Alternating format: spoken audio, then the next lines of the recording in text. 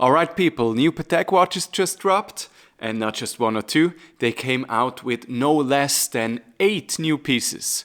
We're here to talk about that today. My name's David, welcome to Watchcraft. Okay, so usually when new Patek watches drop, I feel like a kid on Christmas Eve. This time though, well, I had a quick glance at the prices, and the most affordable of those 8 new pieces will cost you $54,000.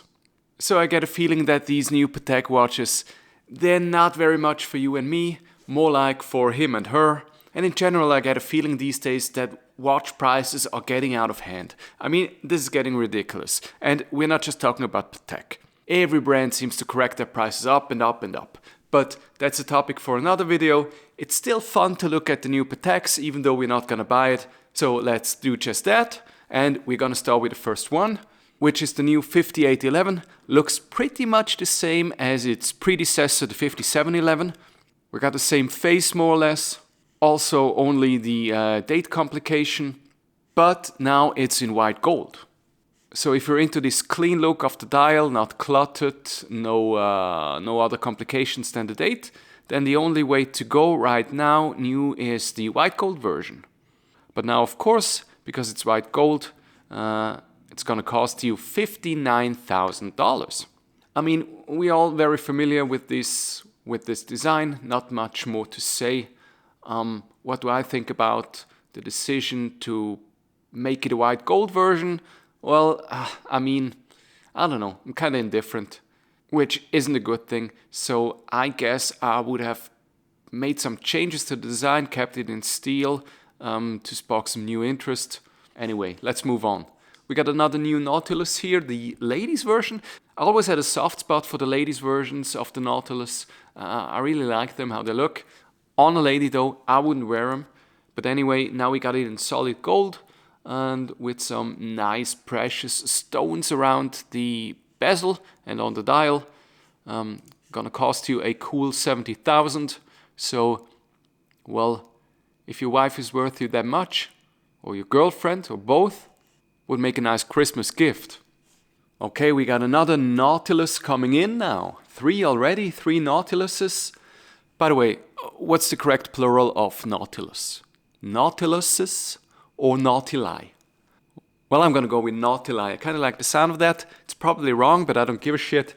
So, let's talk about these Nautili.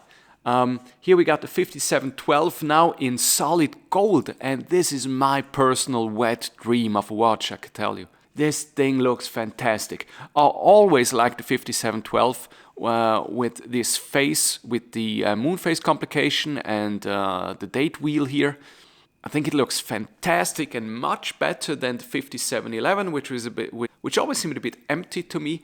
I prefer this one. And now it's available in solid gold with this beautiful brown dial. I mean, I would love to own this watch. Let's have a look at the price. $70,000. That is surprising to me because it's the same as the ladies Nautilus here. All right, they got the stones here, but the 5712 is bigger, meaning more gold. It has a much more complicated movement. So yeah, you could say that's a bargain, 70,000. A bargain. Anyway, I like it. Would I have chosen the same color of dial? I guess I have to see it in person to make a final decision, but intuitively I would say no. I think this one would look fantastic with either a real dark black dial.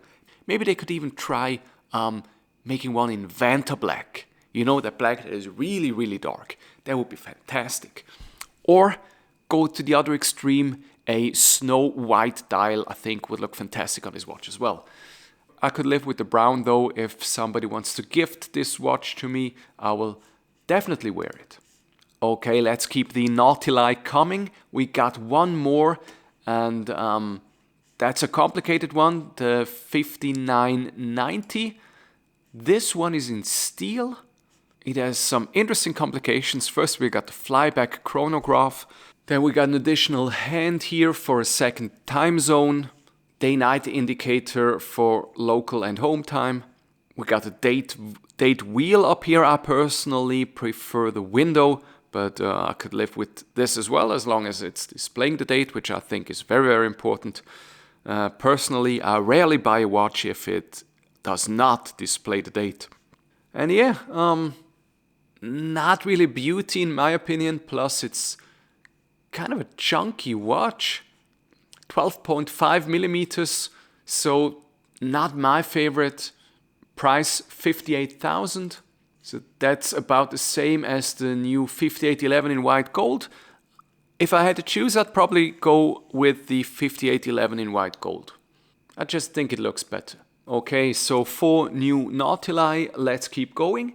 We got an Aquanaut here, a new Ladies Aquanaut, which looks fantastic, a rainbow Aquanaut.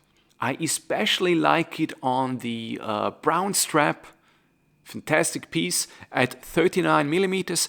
I think a dude can pull this thing off.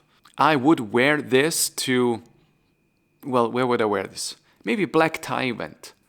Black tuxedo, white shirt, and then as a counterpoint, this beautiful little thing with the red band in that case. I would wear that. Would I pay $180,000? No. But definitely a very, very pretty watch. The one thing that bothers me though, this is an Aquanaut. Aquanaut is the name, and the water resistance is 30 meters. I mean, this is some kind of a bad joke, right? Give it a new name. If you can't even take it into the water, give it a new name. By the way, let's have a look at regular Ladies Aquanaut. See, 120 meters. I mean, if you name your watch the Aquanaut, 100 meters is the bare minimum. 120, I'm happy with that. 30? 30 means you probably will be fine if you get it wet. Probably, not for sure. That's going to be the reason for me personally why I'm not going to buy it. Not the $180,000 price tag, it's the 30 meter water resistance. Otherwise I would have bought it. By the way, quick wristwatch check in honor of this day of Patek releases. I am wearing the Aquanaut 5167A. That's the simple version with only the date window. In my opinion, the prettiest of all the Aquanaut because it lets you really appreciate that beautifully textured dial. Okay, let's move on. And now we are talking about the cheap one in the lineup. The one that I mentioned in the beginning for a mere $54,000. That's a real bargain. We got the new 5935, which is a mixture between a world timer, a complication that I very, very like, plus a flyback chronograph, which I'm thinking, why? Why put a flyback chronograph on a world timer? Seems like an odd combination. I don't know, maybe some people like it. I'm not crazy for the watch anyway. I don't like the dial because this, the guilloche center here kind of reminds me of the Louis Vuitton pattern, which, I mean, you can't put that on a Patek. But maybe that's just me, I don't know. Anyway, I'm not convinced. Okay, let us move on. We got 2 more to go, and both are grand complications. Let's start with the 5204G. Now that's a beautiful piece. I don't know why, but something about those end links here.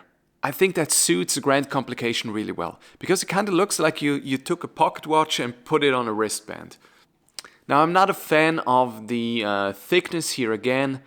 14 millimeters. I don't think that looks very good on the wrist, but hey, it's a grand complication. They do need some room. And what's actually in this beautiful movement? Well, hand wound first, so no rotor. You can appreciate the movement in all its beauty. We got a split seconds chronograph, a perpetual calendar, moon phase, day and night indicator, window for the month, window for the day of the week, and yeah, that's about it. Of course, this one is in gold, white gold. Looks real classy. I like the design. Would I pay $280,000 67,000 for it? Definitely no. But hey, we got one more to go. Maybe this one's cheaper. Let's have a look at it. The 5373P solid platinum watch. So let's have a glance at the price first. On request. So meaning definitely more than 267,000 because that price they display. If I'd have a guess, I'd say probably around 400 for this watch. So what can it do? Split seconds mono push chronograph, that I find interesting. Perpetual calendar as well. Moon phase, small seconds. So basically the same, or not the same movement, but similar functionality than the other grand complication, but in a more interesting way with that mono push chronograph. Also, this design I like much more. It's much more interesting. Looks like something you would wear on a racetrack. Very interesting piece. Also, we get a height of 12.9 millimeters, a little bit thinner. Plus, if you look at it from the side, I think this one just looks a bit more streamlined. So yeah, if I had unlimited money available, I would be definitely interested in this watch. So there you have it. Those are the 8 new models from Patek Philippe. Maybe one of them is for you. And if you are actually in a position to buy one of those, I'm very happy for you. Let me know in the comments. And well, make sure to subscribe if you don't want to miss the next video. I'll see you then. Have a good one.